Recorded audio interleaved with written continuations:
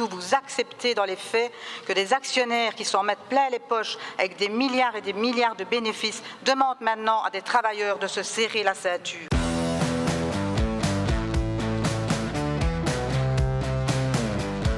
Bruxelles Airlines a décidé de licencier 1000 emplois. 1000 emplois, il s'agit de 1000 familles.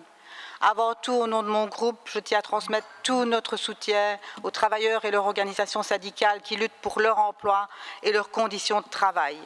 Encore ce matin, Maria, ma collègue, qui a travaillé elle-même à la Sabena, donc sur cet aéroport, a encore une de ses collègues qui lui disait qu'elle ne dormait plus la nuit. Elle va devoir probablement revendre sa maison. Donc 1000 emplois, c'est 1000 familles, sans compter en plus l'effet domino.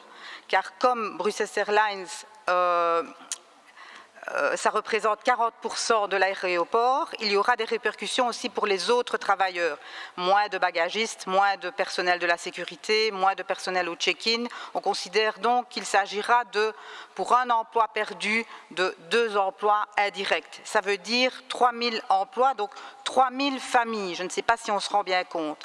Ça, c'est pour ceux qui éventuellement perdraient leur boulot. Ensuite, il y a ceux qui restent sur place. Pour là, le plan de la direction est déjà tout clair. Diminution de 8% pour une partie du personnel.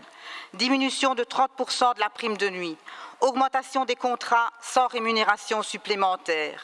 Et tout cela pourquoi ? Pour générer une productivité supplémentaire de 8%. Et cela, il l'annonce sans gêne. Quelle arrogance!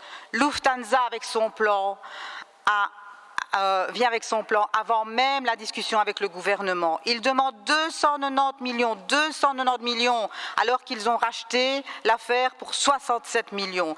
Dois-je rappeler que l'actionnaire principal ne voit son patrimoine qui ne fait que d'augmenter et que le groupe a fait un bénéfice de 9 milliards sur 5 ans. Alors j'ai 2 questions, Monsieur le Ministre. Est-ce que vous allez demain à cette discussion être ferme et dire que vous n'entamez pas de discussion tant qu'il n'y a pas une garantie qu'il n'y aura pas de perte d'emploi? Et 2, ne pensez-vous pas, Monsieur le Ministre, parce que nous avons besoin d'une société aérienne, de penser sérieusement à nationaliser Bruxelles Airlines et son aéroport? Merci.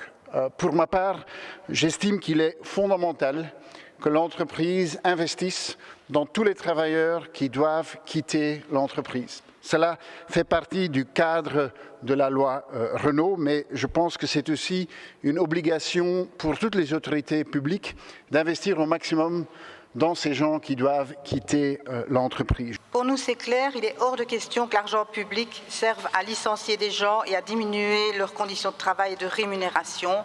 Avec vos réponses, nous ne sommes évidemment pas rassurés du tout. Vous acceptez dans les faits que des actionnaires qui s'en mettent plein les poches avec des milliards et des milliards de bénéfices demandent maintenant à des travailleurs de se serrer la ceinture. Vous n'avez rien dit sur l'attitude scandaleuse de cette société. On se pose la question, mais qui dirige dans ce pays? Vous avez la possibilité de mettre la pression sur cette entreprise et vous n'allez pas le faire, c'est scandaleux. Il faut regarder vers l'avenir au lieu de se mettre à genoux. Et c'est pourquoi nous mettons sur la table la possibilité de la nationalisation et que nous demandons d'ailleurs d'urgence une commission conjointe entre l'infrastructure et les affaires sociales.